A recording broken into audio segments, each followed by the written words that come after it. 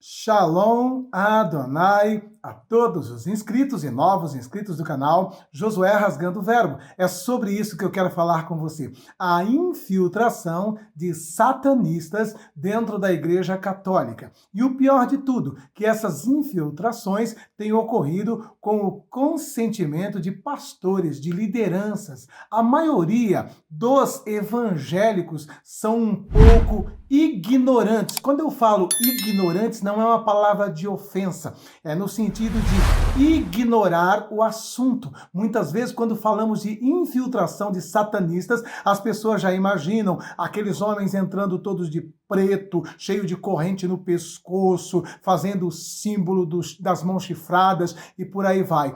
Vai muito além do que isso e é muito mais perigoso o tipo de infiltração que a igreja evangélica tem sofrido nos últimos tempos. A igreja cristã católica já está totalmente infestada e dominada desde Roma até os confins da terra de satanistas. Agora, esta invasão está acontecendo no segmento evangélico e com o apoio, o respaldo de lideranças, de pastores, de bispos e outros mais. Não saia daí, é muito importante esse esclarecimento e você vai estar apto para discernir quando a sua igreja, quando o seu pastor estiver abrindo as portas para a infiltração satânica dentro da tua igreja. Não saia daí, fica aí, veja até o final este material, tá bom? Roda a vinheta, diretor! E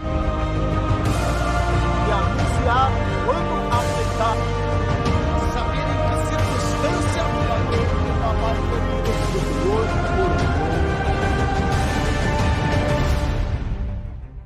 Pois bem, aqui estamos de volta. Antes de entrar no assunto, eu te peço, se inscreve no nosso canal, deixa o seu like, seu joinha, compartilhe essa mensagem com o maior número de pessoas possível. Me siga também no Instagram. Diariamente eu estou postando ali mensagens de 3, 4 minutos que serão de grande valia para a tua vida espiritual. Também faça o nosso curso de escatologia. Jesus está voltando e precisamos estar alinhados, precisamos estar a par dos acontecimentos atuais na geopolítica e com os escritos do livro de Apocalipse, Daniel, Ezequiel e outros mais que tratam do termo escatologia. Vai ser de grande valia espiritual e ministerial para a tua vida esse curso de escatologia. Aqui está o link para você acessar o grupo de WhatsApp e participar desse curso que é um verdadeiro investimento na tua vida espiritual. Vamos então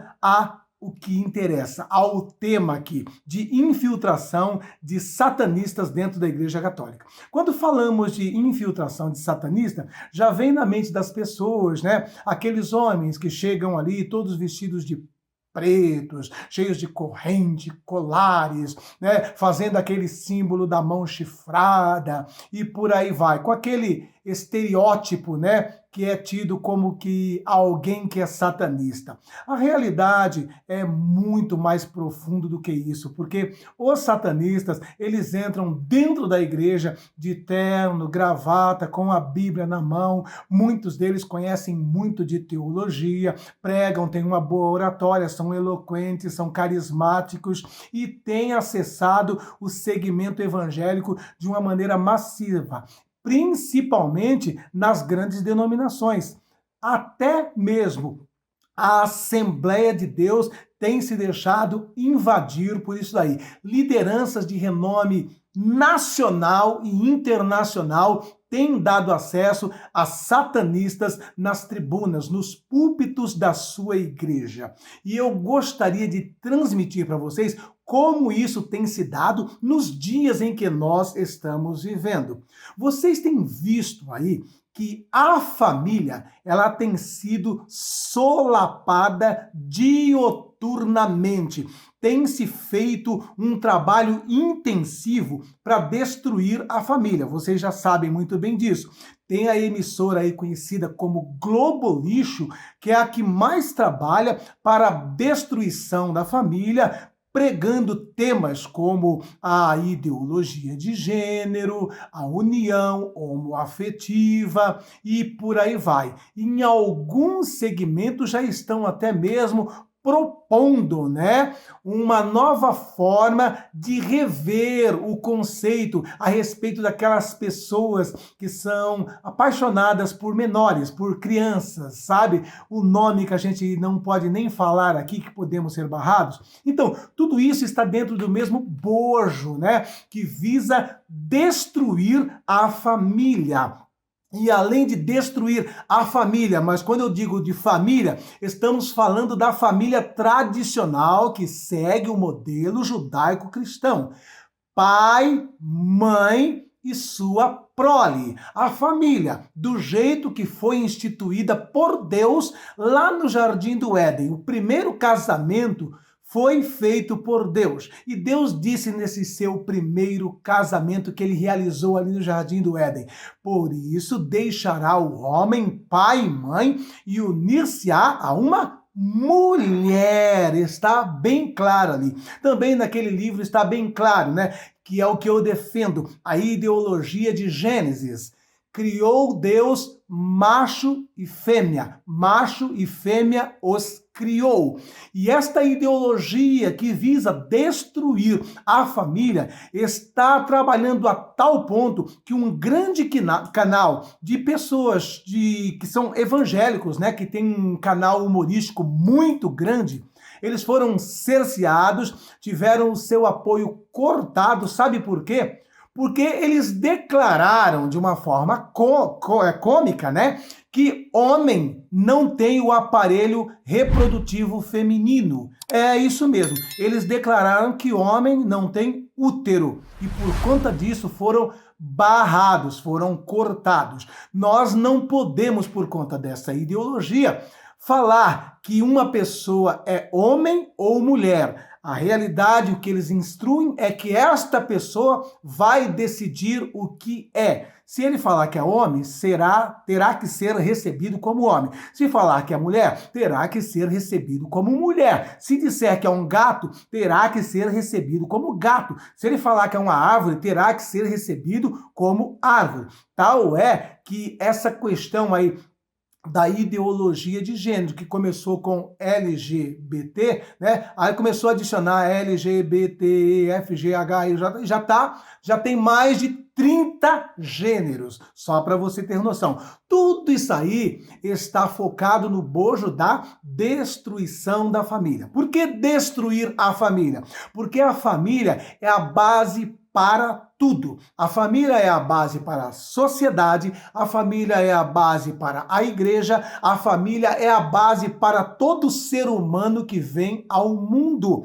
A família é o que vai moldar o futuro adolescente, o futuro jovem, o futuro homem. Ele será moldado, forjado dentro de uma concepção que Deus estabeleceu como família.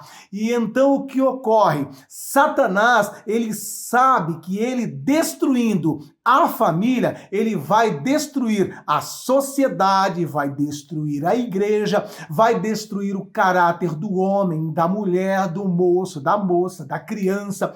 Porque quando alguém cresce sem esse respaldo familiar, com certeza essa pessoa vai ter enormes distorções na sua personalidade, equilíbrio emocional, espiritual, psicológico e por aí vai. O estrago é enorme. Então Satanás, ele tem como meta o quê? Destruir a família. E ele já vem fazendo isso de longas datas. Mas, mais precisamente no século XVIII, ele levantou um homem para fazer isso com grande eficácia. E está aí o fator que eu vou entrar agora para te explicar como que o satanismo tem entrado dentro da igreja. E isso é por conta da ignorância da maioria dos evangélicos. Por quê? Porque os pastores, os líderes, eles conhecem, eles sabem disso e aceitam esse envolvimento satânico por conta de dinheiro, por conta de benefícios, quando não para a sua igreja, para seu próprio bolso mesmo. Muitos têm se valido de apoiar satanistas por conta e por questões financeiras. Homens que têm renome nacional, homens que têm renome internacional, ministerialmente, escancararam a porta dos seus ministérios, de suas igrejas, para o satanismo. Então vamos voltar aqui para trazer aqui um breve ensinamento sintetizado de como o satanismo se infiltrou e está dominando a igreja e a liderança evangélica no Brasil e em todos os cantos do mundo. Isso começou no século XVIII com um homem chamado Karl Marx. Karl Marx, a princípio, ele era cristão. Um homem de família judaico, cresceu dentro dos preceitos cristãos. Porém, na sua juventude, quando jovem, ele se rebela contra Deus, ele se revolta contra Deus e ele se dispõe, então, a partir daquele instante, a fazer o mesmo que Satanás fez quando ousou se levantar, subir até as alturas e estabelecer um trono no mesmo patamar de Deus, levando 1/3 dos anjos a se rebelar contra Deus. Este Karl Marx, ele se rebelou contra Deus aqui na Terra. Um homem cristão de família judaica. Ele dispôs no seu coração em destruir Deus. Então, o que acontece é o seguinte: a primeira é a ignorância das pessoas. As pessoas têm em mente que o comunismo e que o socialismo e que Karl Marx eram ateus. E é um grande engano.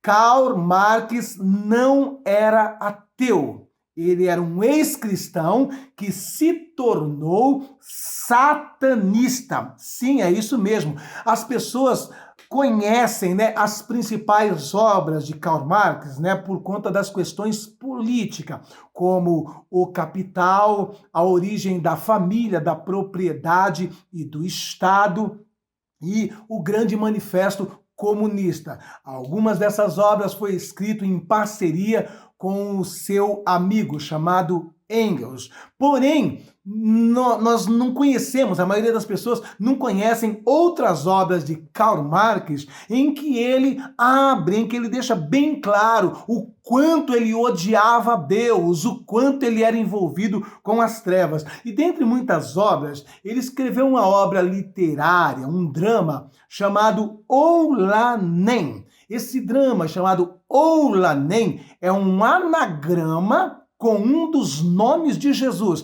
Satanista tem muito disso, de jogar com as palavras, inverter as palavras, E esse nome Oulanen é um anagrama com um dos nomes de Jesus. Jesus é conhecido também como Emanuel. Emanuel quer dizer Deus conosco. E então ele faz uma inversão de letras aí, coloca Oulanen, que quer dizer Emanuel, um dos nomes de Jesus. E dentre essas obras aqui, eu gostaria de ler só para você ver como que o homem era. Uma de suas obras chamada O Violinista. Olha só o que ele diz aqui em um dos versos dessa obra dele chamada O Violinista. Abre aspas para Karl Marx. Os vapores infernais elevam-se, enchem o cérebro até que eu enlouqueça e meu coração seja totalmente mudada. Vê esta espada? O príncipe das trevas vendeu para mim. Quando ele está falando esse verso aqui, que fala de uma espada que ele comprou do príncipe das trevas, ele está falando aqui de um dos tipos de rituais de iniciação no satanismo, em que envolve a questão com uma espada, e essa espada que será como um sinal de que essa pessoa fez um vínculo com Satanás e lhe dará poderes, né?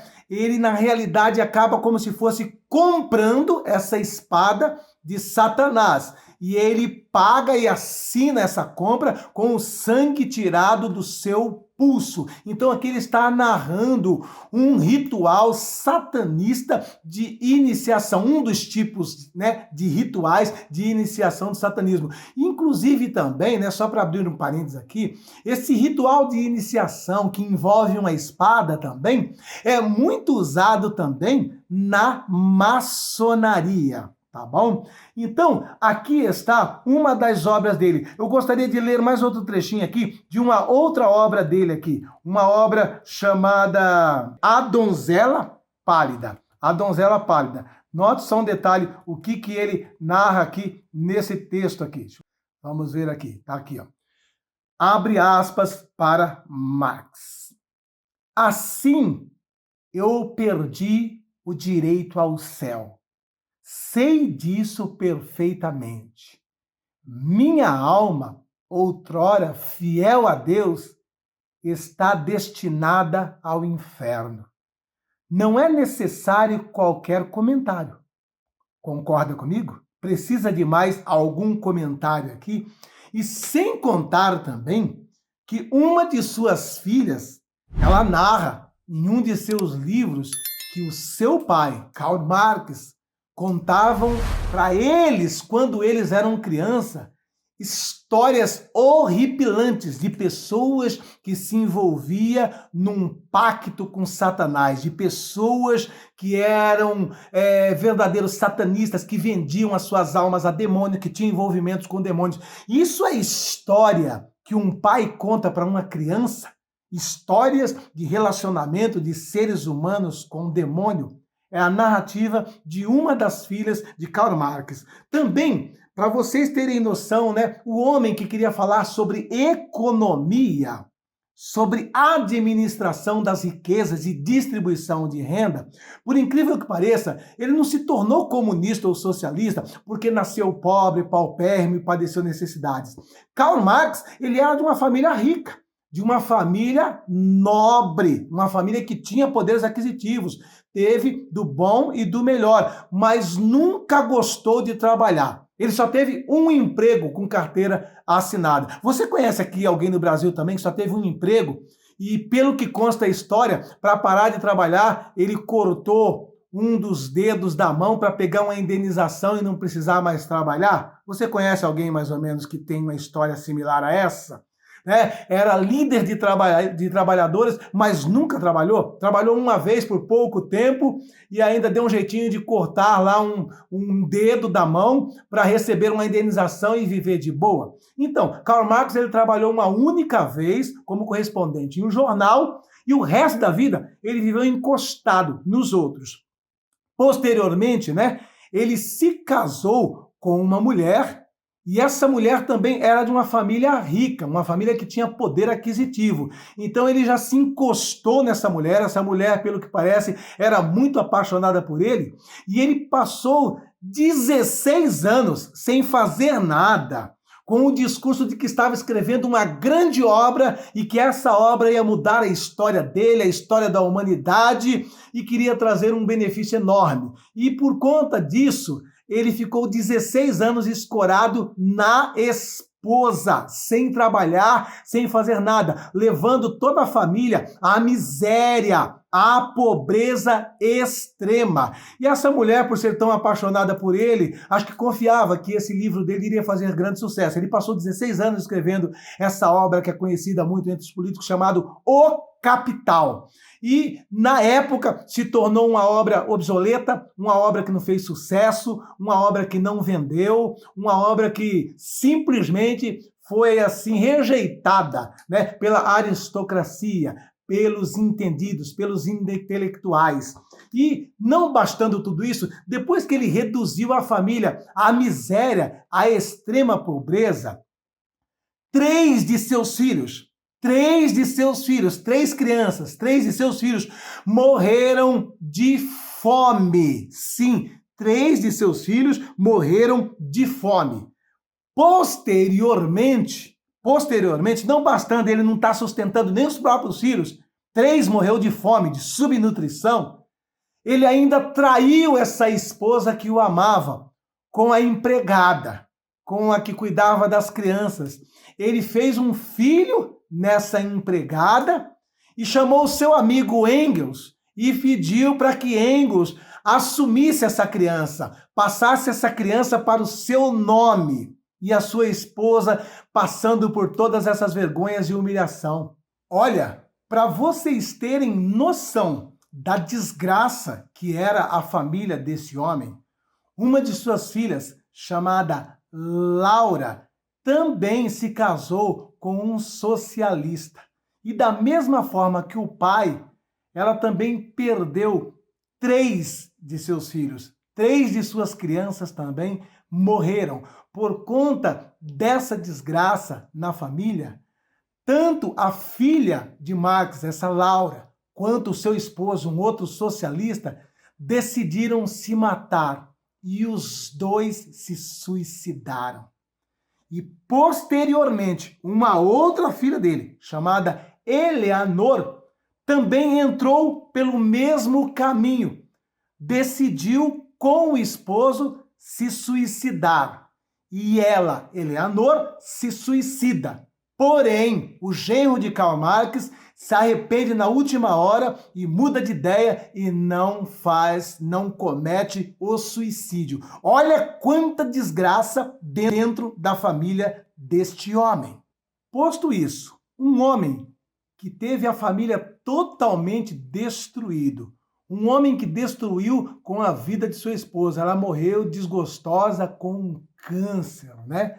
E também, esse mesmo homem também, né, Karl Marx, em sua morte, né, morreu também como todo satanista, desesperado, angustiado e amargurado. E no sepultamento de Karl Marx, tinham 11 pessoas. E dentre essas 11 pessoas, um era Engels, que fez ali um discurso ali para não passar em branco. Assim foi o final trágico desse homem que ousou destruir Deus, desse homem que dispôs no seu coração a se rebelar de tal forma e desbancar Deus, implantando o comunismo e o socialismo no mundo. Agora, dentre as suas obras, uma das principais é justamente essa que eu já citei lá no começo, né? A origem da família, da propriedade privada e do Estado. E aí, então, o que Karl Marx propõe? Ele diz assim, que para que se houvesse a distribuição de toda a renda de uma maneira mais correta e digna, para que houvesse igualdade, tinha que se acabar com aquela sensação de posse, de poder. As pessoas dizerem eu tenho isso ou eu tenho aquilo. Tudo tinha que ser comum a todos. Ninguém seria dono de nada. É isso que propõe o socialismo e o comunismo. E aí, então, para isso, ele chegou à seguinte conclusão. A origem dessa questão de propriedade se origina na família. Por quê? O homem casa, ele já passa a ter a mulher. Depois que ele tem a mulher, ele começa a ter os filhos, ele também passa a ser a autoridade e ter os filhos. E aí esses filhos vão trabalhar para manter a casa, ele vai comandar a esposa, e daí isto vai se proliferando, né? Ele começa como o patriarca e de repente ele está concentrando renda, está concentrando patrimônios e temos que acabar com isso. Então, de maneira diabólica, ele chega à conclusão que o primeiro passo seria destruir a família.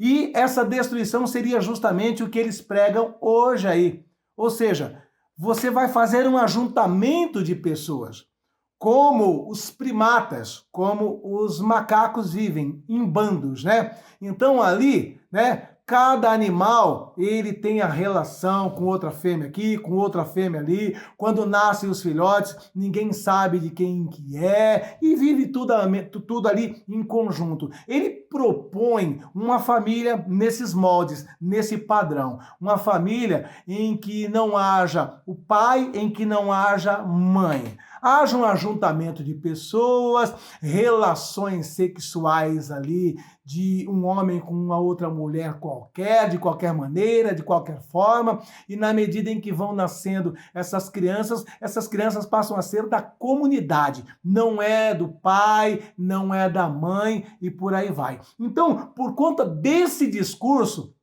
ele estabeleceu que deveria destruir a família. E tudo isso que nós estamos vendo hoje é a ferramenta que ele estabeleceu lá atrás para implantar o comunismo, a destruição da família. E também Karl Marx, ele tem uma frase que é muito conhecida: a religião é o ópio do povo.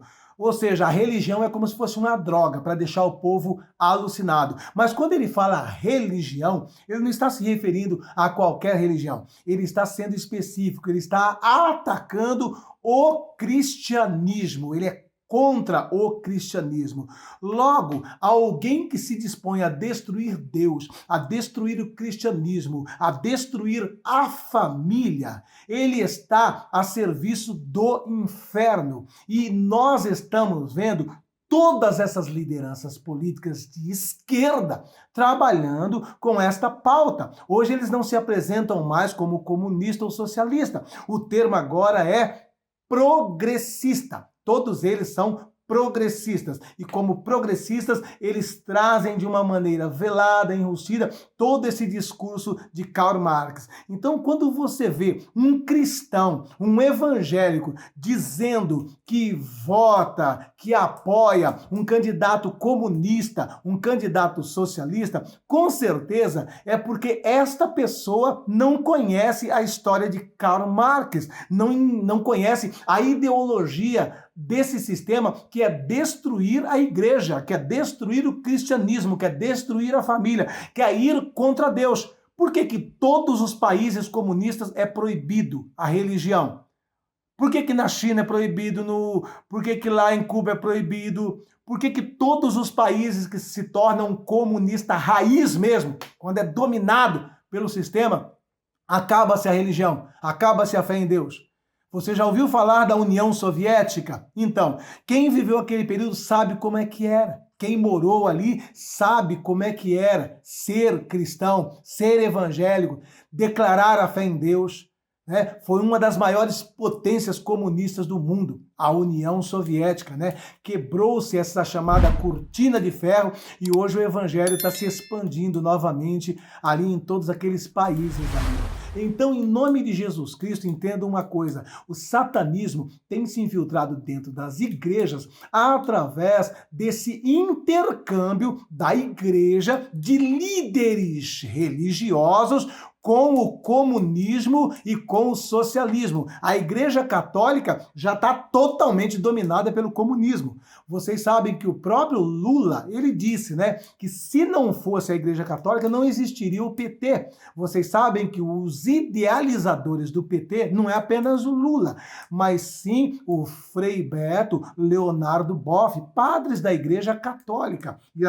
E aí o PT, ele cresceu, disseminou a sua doutrina satânica nas comunidades eclesiais de base dentro da Igreja Católica, com a teologia da libertação. E hoje, no segmento evangélico, o equivalente à teologia da libertação é a teologia da missão integral.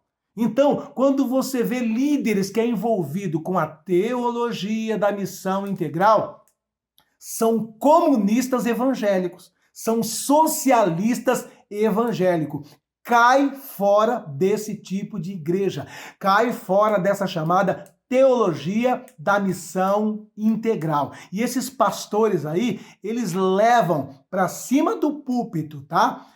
deputados, candidatos a presidente, candidatos a governadores do comunismo e do socialismo. E todo o ideal deles é voltado para isso daí. E estão dentro de grandes igrejas. São líderes de renome nacional. Se o seu líder já colocou candidato comunista dentro da igreja, socialista dentro da igreja, se ele fez isso na ignorância, o mínimo que ele tem que fazer é pedir perdão para você agora, sabe? Se o teu líder aí colocou comunista, socialista em cima do púlpito, ele tem que te pedir perdão e falar assim: olha, eu era ignorante, eu não sabia que o comunismo e o socialismo é satanista, eu não sabia que Karl Marx era satanista, que ele te peça perdão e que nunca mais faça isso.